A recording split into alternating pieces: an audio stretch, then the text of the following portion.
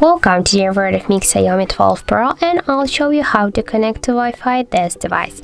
So first you should go into the settings application and then click here on the Wi-Fi section. Just to activate Wi-Fi, click here once on the switcher, and after that you will see here all the available networks. And now we can connect to one from this network. For example, I will go with the first one.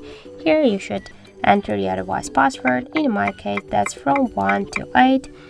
Just to see the password, click here on the eye icon to have no sound mistakes, and then just click here to connect. Wait a second, and after that we can see that our device successfully connected to this network. By the same way, we can select one from the another networks, for example this one. By the same way, enter the password and click here to connect. And if you want to just turn off the Wi-Fi, you should click here once again on the switcher, and that's it.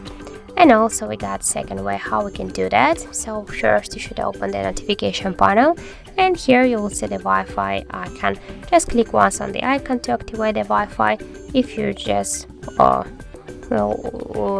don't forget the previously network or which you connected.